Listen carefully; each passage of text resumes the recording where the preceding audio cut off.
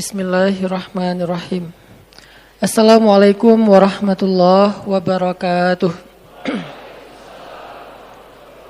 Akan ra'sul hikmah makhafatullah. Puncaknya ilmu itu, puncaknya hikmah itu adalah takut kepada Allah. Kan kita pernah dengar cerita dua orang yang jual beli tanah dulu. Gara-gara sama-sama takut pada Allah.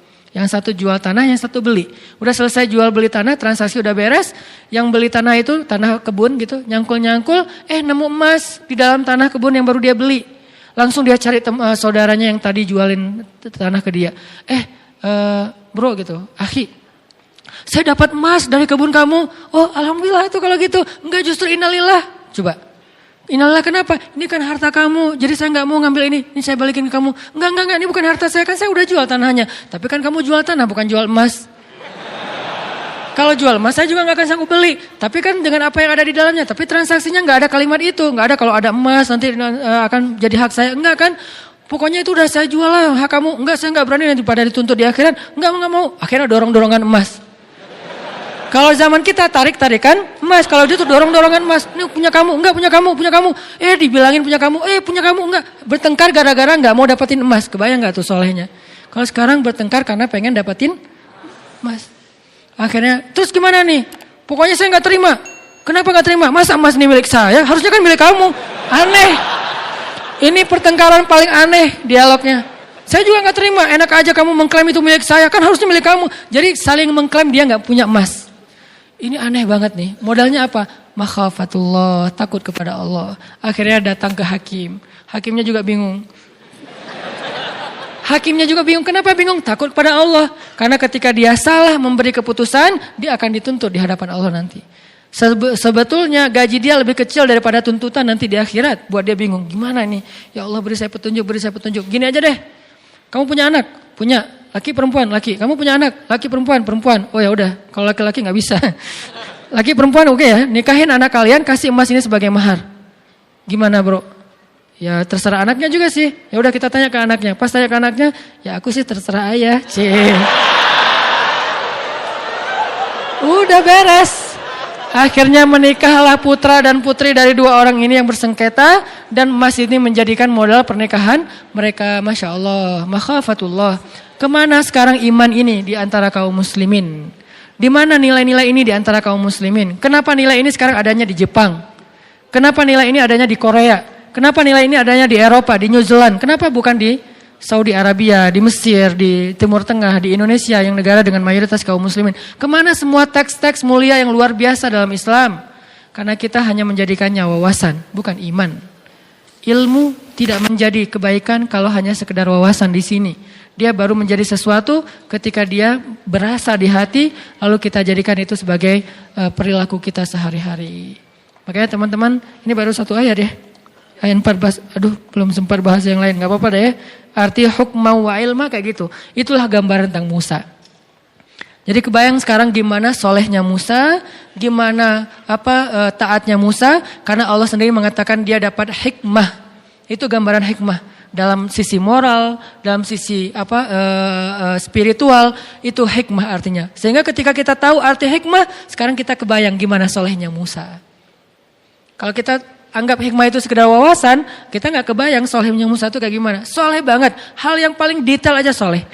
Di zaman Ibnu Mubarak, ada seorang laki-laki minjam, kalau gak salah Ibnu Mubarak, beliau meminjam pulpen, pena gitu, pena dulu kan dari kayu ya. Bukan pena yang bertinta, penanya doang, gak ada tintanya. Minjam pena dari kayu tertentu gitu, kayu yang sebetulnya murah banget. Di Irak, apa di Basra, apa di Kufah gitu, saya lupa juga nama ulama, nanti dicek lagi di beberapa kajian.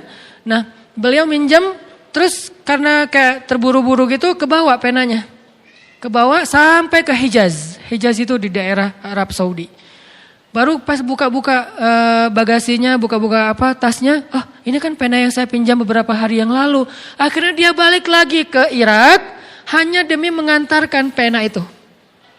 Kenapa? Ketika ditanya oleh pemilik pena jawabannya apa? Faman ya'mal mithqala dzarratin khairan yarah wa man ya'mal mithqala dzarratin syarran yarah. Siapa yang berbuat dosa walaupun sekecil zarrah, apalagi ini lebih gede daripada zarrah, maka nanti akan dipertanggungjawabkan di akhirat. Khauf, takut kepada Allah Subhanahu wa taala. Makanya orang-orang yang berilmu itu takutnya kepada Allah itu luar biasa. Belum lagi nanti bentuk ketakutan mereka kepada Allah itu kalau baca Quran nangis. Wa idza tuliyat 'alaihim ayatur rahman wa idza tuliyat 'alaihim ayatur rahman kharru sujjadan wa bukiya.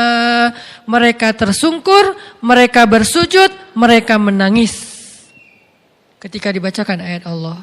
Tersungkur artinya apa? Gak kuat berdiri, itu artinya tersungkur. Kayak Umar bin Khattab, la uqsimu biyaumil qiyamah wa la uqsimu bin nafsil lawwamah ayahsabul insanu an lan najma'a 'idhamah bala qadirina ala an nusawwiya banana. Baru berapa ayat dibaca surah Al-Qiyamah, lututnya sudah gemetar.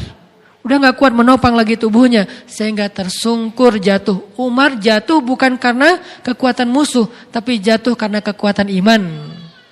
Musuh gak ada yang bisa menjatuhkan Umar. Musuh gak ada yang bisa membuat Umar terduduk. Musuh tidak ada yang bisa membuat Umar terbaring, tersungkur. Gak ada musuh yang bisa membuat Umar tersungkur. Kecuali iman yang membuat dia tersungkur dengan sendirinya. Kenapa? Iman Umar bentuknya khauf kepada Allah, takut kepada Allah. Sehingga ketika baca ayat ini tersungkur. Khalid bin Walid. Siapa yang gak kenal dengan nama besar ini? Khalid bin Walid sampai mengatakan, Nabi bilang apa? Hampir tidak ada perempuan yang bisa melahirkan anak seperti Khalid. Hampir tidak ada perempuan yang bisa melahirkan anak seperti Khalid. Saking kerennya Khalid, jadi susah perempuan bisa ngelahirin anak sekualitas Khalid. Fisiknya, fatonah itu briliannya dalam urusan strategi militer. Dan belum pernah dia duel, kalah itu belum pernah. Dan di tangannya udah belasan pedang patah dalam duel-duel kayak gladiator gitu. Itu Khalid banget. Dan dia saking hebatnya Khalid, kalau teman-teman mau tahu sehebat apa Khalid, lihat pasukannya. Karena pasukan yang hebat gak mau dipimpin oleh pemimpin yang biasa. Pasukannya itu Musanna, Sa'ad bin Abi Waqqas, Ikrimah. Banyak nama-nama besar dari pasukannya. Saya banyak baca nama tokoh-tokoh hebat dalam Islam. Pasukannya, 1000 pasukannya, satu orang saja bisa mengalahkan 1000 musuh.